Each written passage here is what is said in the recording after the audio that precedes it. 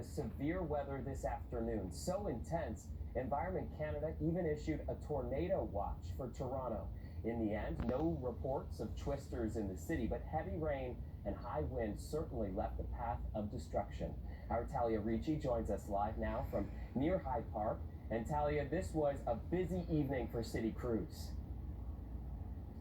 That's right. The tree that Hydro is working on behind me was one of many. The city said they actually got around 1,500 calls between 2 and 6, and many of those were related to the storm. A lot of the issues were around power outages and damage from trees falling and flooding. And the city said that more than half of those calls came from the West End, and that's where we went today. So this stuff came from the basement because we had to use it to soak up a lot of water because the basement was just drenched. Keith Fraser had to work just as hard and fast as the storm rolled in to clean up his flooding basement. Within 15 seconds, the water was just flowing. Yeah, knocked our hose or our drainage down, and then just felt water just spewing out, and it just kept going.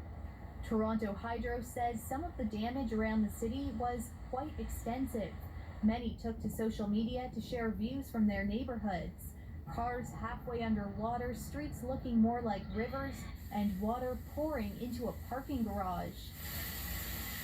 This car isn't in good shape either, and Luis Ramirez hasn't even owned it for a week.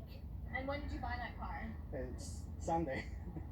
And just up the street, more trees down.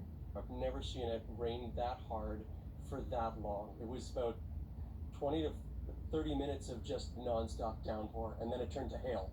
And the tree in the front yard here was basically at a 45-degree angle. Parts of this tree floated down this way, blocked up the sewer grate, and so actually our street was under about that much water. Oddly enough, it was exactly 7 years ago today when a month's worth of rain fell in a few hours, stranding commuters, filling subway stations, and leaving tens of thousands without power. Climatologists back then said it was one of the wettest days in the city's history. Tonight, Toronto Hydro says it's prioritizing emergencies like trees that have hit power lines.